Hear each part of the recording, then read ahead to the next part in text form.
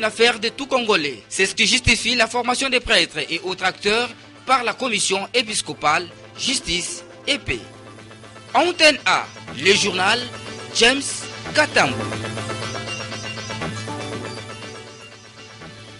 Bienvenue à toutes et à tous et merci de vous joindre à nous pour cette session d'information. Nous devons mettre fin au FDLR dans la partie est de la RDC. C'est en substance ce qu'a déclaré l'ambassadeur de Grande-Bretagne en RDC, Diane Corner, au sortir de l'audience avec les ministres des Affaires étrangères, Raymond Tchibanda. Elle était accompagnée ce 4 juin du chef du département britannique d'Afrique australe au ministère des Affaires étrangères. Patricia Amouli et Domomada.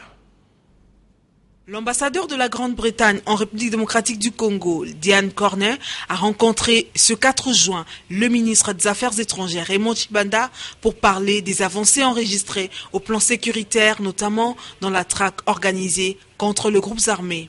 Nous avons fortement appuyé, enfin c'est nous et la France, nous avons travaillé ensemble pour donner ce mandat très fort à la MONUSCO pour la création du Force Intervention Brigade et pour enfin vraiment faire un effort contre les groupes armés pour mettre fin à ce conflit et pour retrouver, si vous voulez, la souveraineté de la RDC.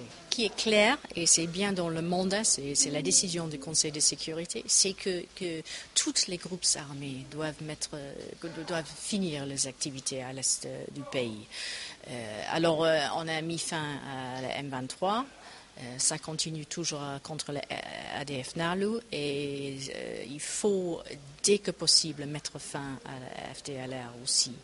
Bien sûr, il y a ce processus de reddition, mais nous tenons que c'est toujours important d'avoir une option militaire contre le FDLR et ça reste toujours très important. Ici est de noter que la Grande-Bretagne et la France, en tant que pays membres du Conseil de sécurité de l'ONU, ont appuyé de vive voix l'adoption de la résolution créant la force intervention qui est à l'œuvre sur le terrain.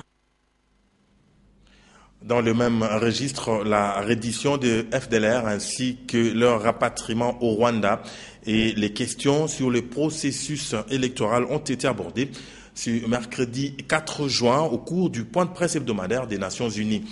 Martin Kobler, le patron de la MONUSCO qui a pris part à ce point de presse, a répondu aux questions de journalistes. Reportage Sylvie Fortinet-Mboula et Douzen Belebele. La force de la MONUSCO apporte son soutien logistique et sanitaire aux éléments de FDLR qui sont passés à la reddition le 30 mai dernier. Le patron de la MONUSCO, Martin Kobler, qui salue cette initiative, appelle tout de même à la prudence des part et d'autres. Un groupe crédible, des combattants d'à peu près 100 personnes, mais il faut être prudent. Il faut être prudent ici. On a ceux qui disent, voilà, c'est seulement un moyen de retarder le processus parce que les FDLR, ils craignent les actions militaires, mais pour nous aussi, c'est toujours mieux d'avoir une reddition volontaire, une reddition pacifique et pas de lancer les opérations immédiatement. On a ceux qui disent, alors c'est une stratégie dilatoire.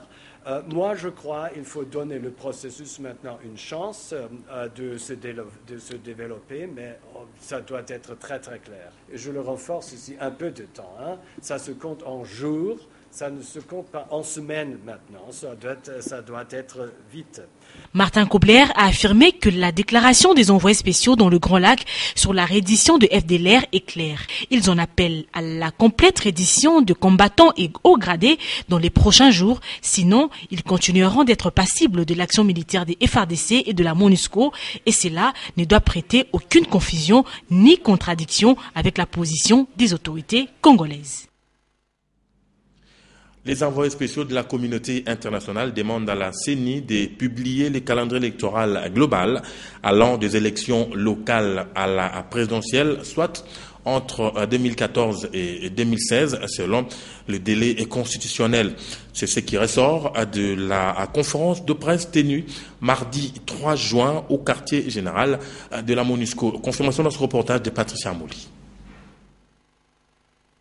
Lors de cette conférence de presse animée conjointement par Mary Robinson et les envoyés spéciaux de la communauté internationale et ceux de la région de Grand Lac, la question de la publication du calendrier global des élections a été évoquée.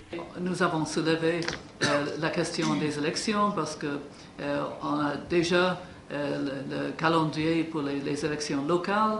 Nous voulons vraiment avoir un calendrier global pour les élections jusqu'au mois de décembre 2016. Ces émissaires ont demandé aux politiques congolais de respecter la Constitution, surtout en ce qui concerne la crédibilité du cycle électoral. L'envoyé spécial de l'Union africaine, Boubacar Diarra, a aussi parlé de l'accord cadre d'Addis Abeba. Et donc, un mécanisme régional de suivi a été mis en place, un comité d'appui technique a été mis en place au sein de ce mécanisme par les chefs d'État. Ce comité d'appui technique a travaillé sur des moyens de mise en œuvre concrète de l'accord. Et vous le savez, un plan d'action a été adopté. Des activités prioritaires pour que les populations, et particulièrement celles de Goma, épicentre de la crise, sentent l'impact de la mise en œuvre de l'accord sur leur vie quotidienne.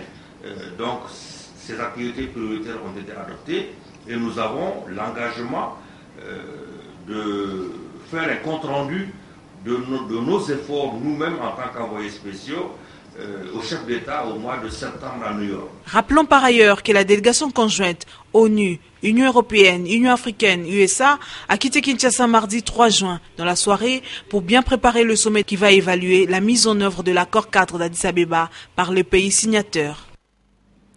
Parlons encore un tout petit peu élection. La commission épiscopale justice et paix a lancé mercredi 4 juin pour 4 jours la formation de prêtres et acteurs divers de noyau de dynamique de femmes pour les élections en RDC. Ce séminaire va former des formateurs qui, à leur tour, vont faciliter la compréhension de la population sur l'essentiel du processus électoral. Eric Izami s'est rendu ce matin à la paroisse Saint-Clément dans la commune de Kitambo. Dans un processus électoral, l'électeur reste l'élément essentiel. Sa compréhension est donc nécessaire. À partir du mercredi 4 juin, la commission épiscopale justice et paix de l'Église catholique réunit des différents acteurs venus du Congo profond et des noyaux de dynamique de femmes pour la paix pour les former aux questions liées aux élections et à l'observation de ces différentes étapes. À travers son engagement dans le processus électoral, elle entend aiguiser la conscience du peuple et l'amener ainsi, en tant que souverain primaire, à prendre ses propres responsabilités dans la construction, reconstruction d'un Congo nouveau, toujours plus beau qu'avant. La CENI salue l'initiative et jette la lumière sur ce qui sera enseigné à ces acteurs de terrain durant 4 jours. Alors, en ce qui concerne la Commission électorale nationale indépendante, la Commission épiscopale justice et paix va consacrer 2 journées de réflexion sur le processus électoral. Ça va du cycle électoral et ses phases de vulnérabilité à la maîtrise un peu des questions relatives aux systèmes électoraux, mais aussi aux enjeux de l'heure, c'est-à-dire comment vont s'articuler les élections, pourquoi telle option et pas telle autre. Mais au finish, ça se passe dans le cadre d'un engagement de l'épiscopat congolais donc sur l'éducation électorale, mais aussi l'observation électorale. La CENI dirigée par l'abbé Malou Malou envisage d'organiser tous les scrutins du cycle électoral 2013-2016 en 3 ans. Ainsi, elle sollicite l'implication de tous.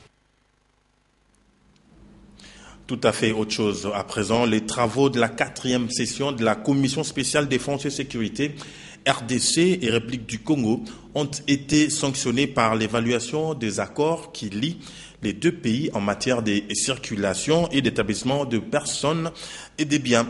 Ces assises ont été conduites par les ministres de l'Intérieur de la RDC, Richard Mouyège, et son homologue de la République du Congo, Zéphira Mboulou. Reportage Nadia Koulenfouka et Damé Mangou. La crise causée par l'expulsion de nombreux ressortissants de l'RDC vivant au Congo-Brazzaville a été au menu de la réunion de 2 jours tenue à Kinshasa dans le cadre de la Commission spéciale défense et sécurité. Ces assises ont regroupé les experts du ministère de l'Intérieur de la République démocratique du Congo et ceux de la République du Congo.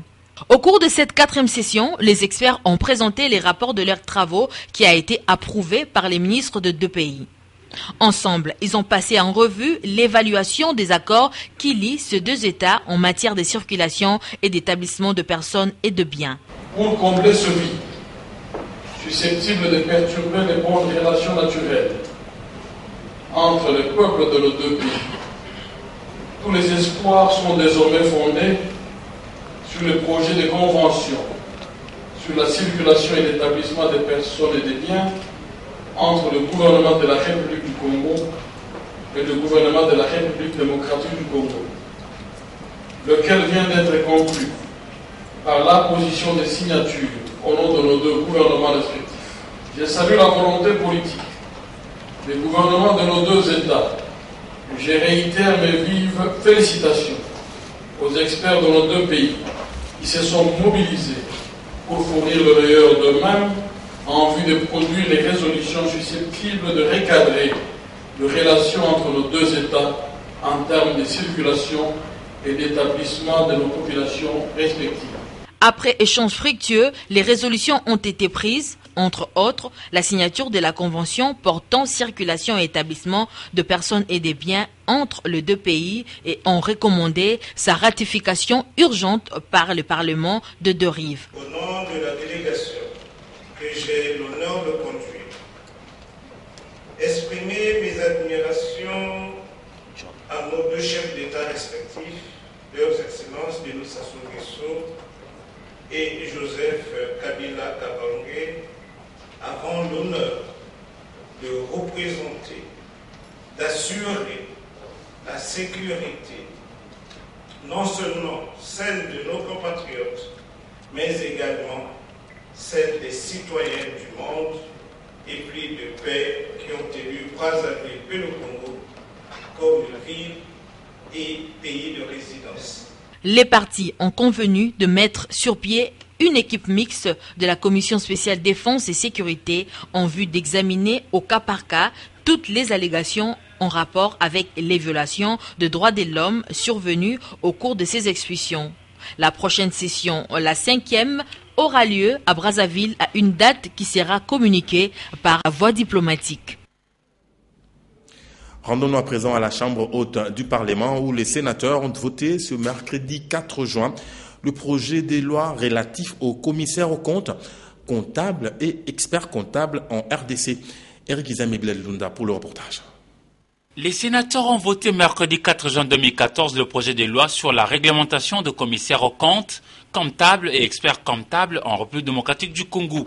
Autant nous connaissons par exemple l'ordre de médecins, autant les sénateurs dans l'articulation de cette loi ont prévu la création et la mise en place de l'ordre de comptables en République démocratique du Congo.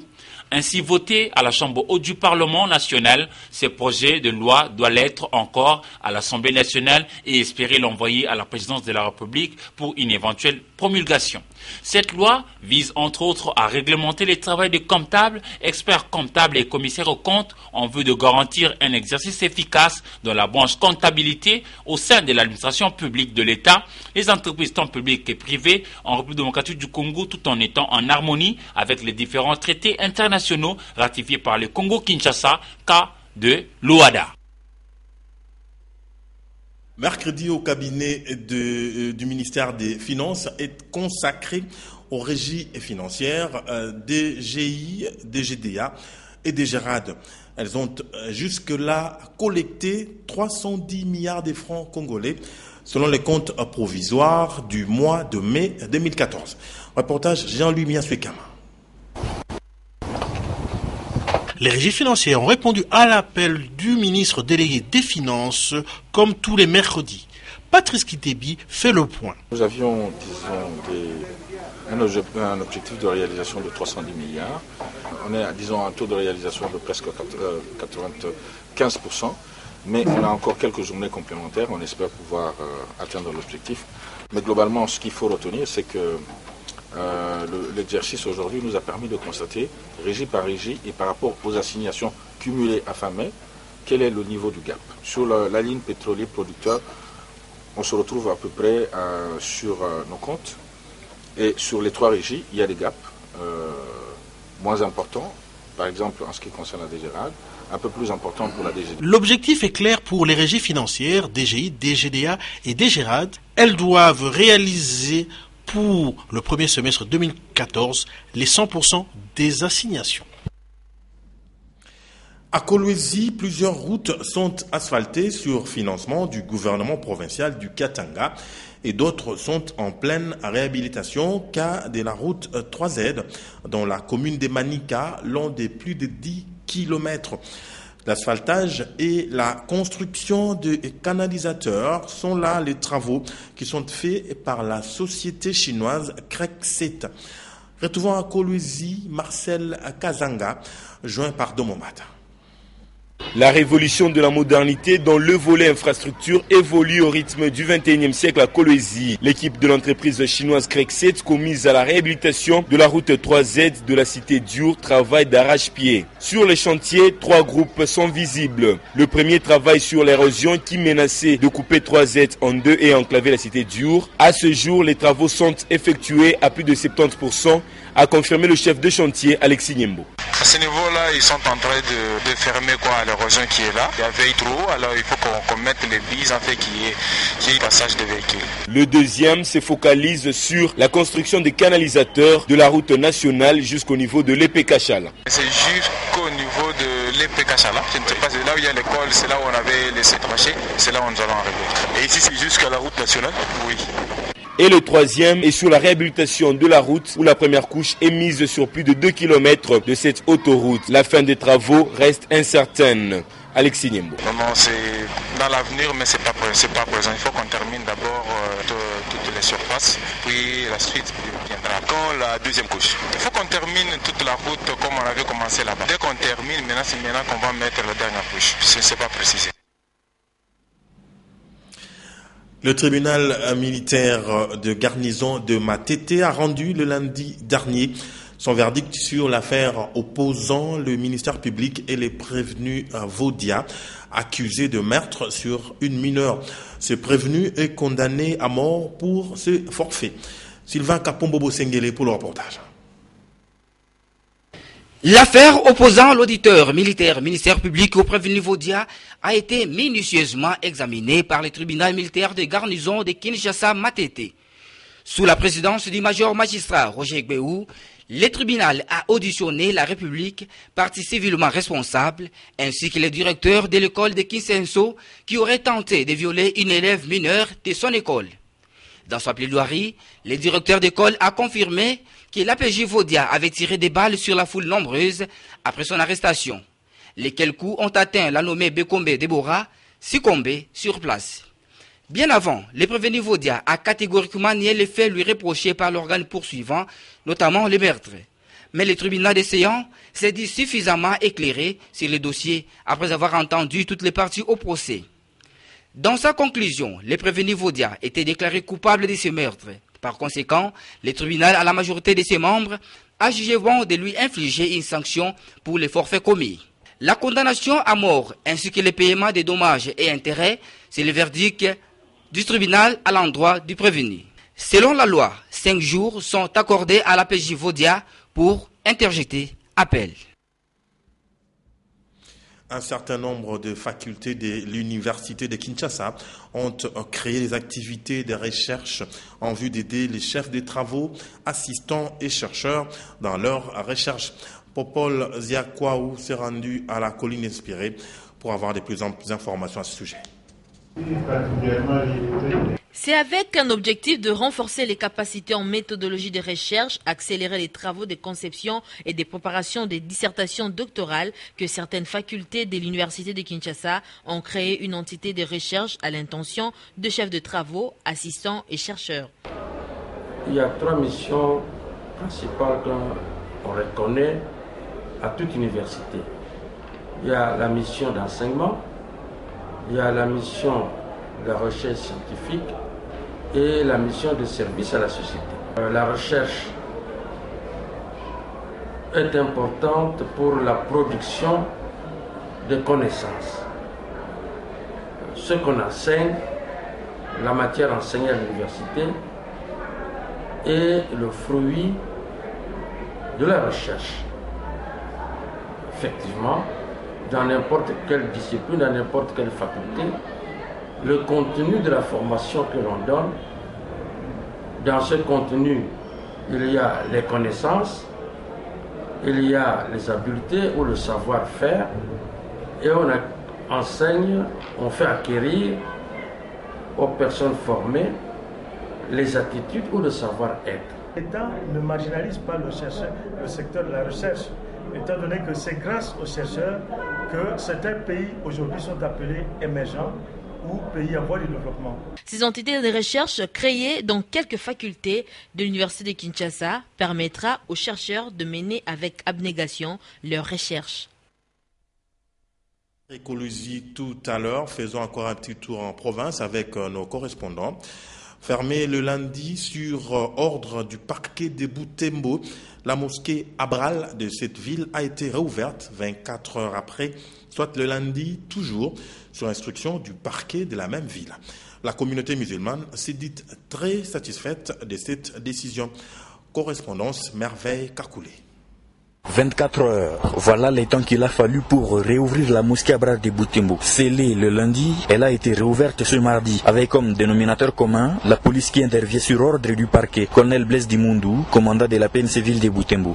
C'est comme je vous ai dit, la police a été réquisitionnée par le parquet. Et aujourd'hui, nous venons d'être réquisitionnés par le même parquet. Cette fois-là, hier c'était pour aller sceller, aujourd'hui c'est pour aller déceler. C'est ce que nous venons de faire. Non, là, je n'ai pas de commentaires à faire là-dessus. Moi, je me limite à ce que à ce que nous sommes appelés à remplir comme devoir. C'est-à-dire, il y a une réquisition qui arrive chez nous et nous voyons les devoirs et c'est à partir de ces devoirs qu'on essaie de s'exprimer.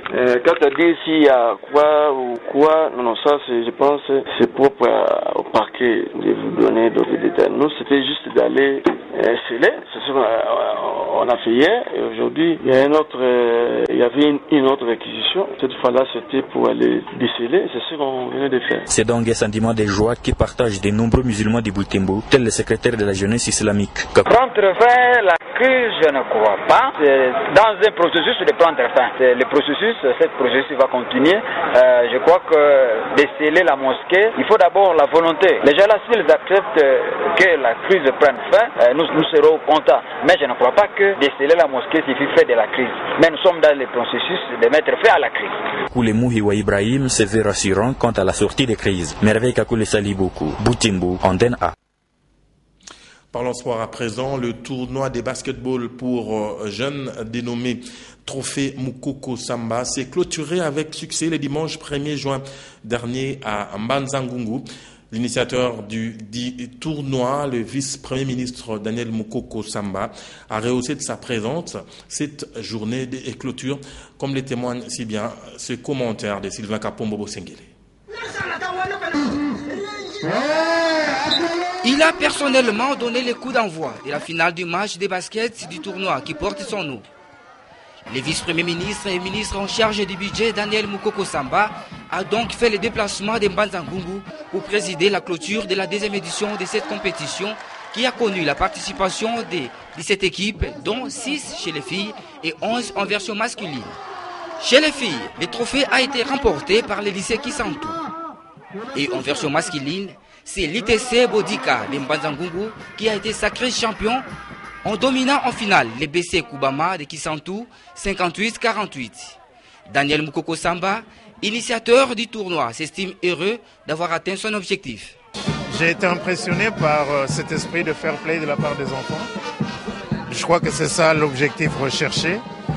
Maintenant, nous espérons que ça va créer de l'émulation pour que les enfants s'entraînent un peu plus, améliorent le niveau du jeu et que donc les prochaines éditions vont être de meilleure qualité. Tout en remerciant l'initiateur de ce tournoi, les jeunes basketteurs appellent de tous leurs vœux la 3e édition. Premièrement, je ne sais pas quoi dire.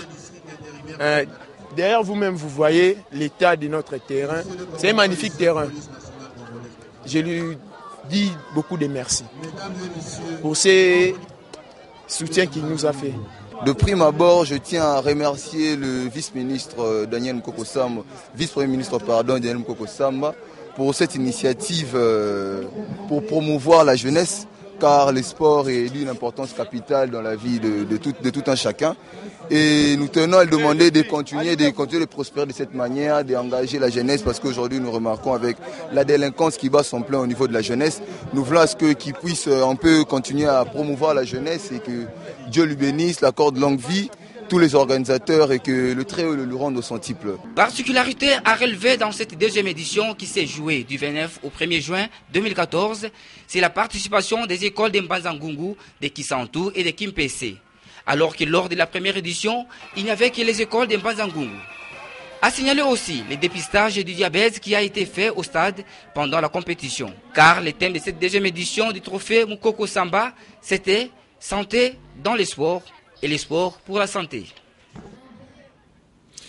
En international, prévu initialement pour se tenir à Sachi en Russie, le sommet du G8 a eu lieu mercredi à Bruxelles pour la toute première fois. De ce groupe des grands, une puissance a été écartée, à savoir la Russie. Suivez l'essentiel de ce reportage dans cet élément de nos confrères de la RTBF sur une sélection des Lydia Elambo. 19 mars 2014, les drapeaux russes fleurissent dans les rues de Simferopol et Sébastopol. Au même moment, les forces pro-russes prennent le contrôle de la base navale de Sébastopol. Le lendemain, c'est officiel, le Parlement russe ratifie le traité d'annexion de la Crimée. Dans la communauté internationale, la réaction est immédiate. Le 24 mars, à La Haye, les grandes puissances mondiales décident d'exclure la Russie du prochain G8 qui devait se tenir en Russie. Il s'agit d'un message politique fort. Ce genre d'attitude ne peut être toléré. L'intégrité et l'indépendance d'un pays comme l'Ukraine doivent être respectées. Le G7, ou groupe des 7, réunit les 7 pays parmi les plus riches au monde. En 1997, le G7 s'était élargi à la Russie pour devenir G8 jusqu'en mars dernier, où il redevient donc le G7. Vladimir Poutine, seul contre tous, c'était déjà le cas l'année dernière en Irlande du Nord. Sur le dossier syrien, la Russie avait joué cavalier seul au G8, soutenant Bachar al-Assad. Aujourd'hui, c'est donc carrément sans Poutine que les grandes puissances se réunissent à Bruxelles, une exclusion qui n'est cependant pas irrévocable. Le G8 n'est sans doute pas définitivement mort. Tout de suite, place à Polydon Gaziami pour la revue de presse.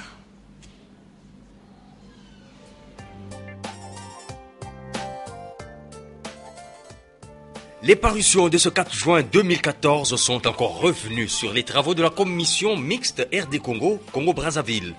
Évoquant leurs résultats, le palmarès annonce qu'un compromis a été trouvé du président de la République hier pour souligner que l'attitude de Joseph Kabila est restée la même que celle qu'il avait affichée devant les diplomates lors de sa dernière rencontre avec eux. Par l'expression « la guerre des agendas », le journal veut signifier simplement que Kabila n'est pas prêt à laisser le dit envoyés spéciaux réaliser leurs agendas cachés. Pour lui, indique le confrère, le respect de la souveraineté de la RDC et pour lui, une entreprise égyptienne arabe contre tort. Enfin, Africa News fait état d'un rendez-vous de corruption entre le ministre de l'Industrie, Moussongaï, et la journaliste Nathalie Capella, télévisée de Tropicana et coordonnatrice du journal. Le ministre d'apposer sa signature. Refus de la journaliste qui, décapitée, a décidé de tout dénoncer dans un courrier transmis au Premier ministre Matata Ponyo avec empiliation au procureur général de la République et à la FEC. Cette somme servirait, selon le ministre, à acheter du matériel de bureau qui manque dans son cabinet et à motiver ses services juridiques chargés d'étudier les dossiers venus du secrétariat général. La frasque est à son comble, écrit le journal, quand Moussongaï feint de jouer le papa bonheur, se proposant de sacrifier son salaire pour faire contribution à l'association des Capella afin de signer ce document au cas où elle n'en serait pas capable. Pour le journal, c'est une manière cynique d'insinuer que le Premier ministre ne verse pas les frais de fonctionnement au ministère de l'Industrie. Point final à ce journal des journaux. Merci de votre attention. Au revoir.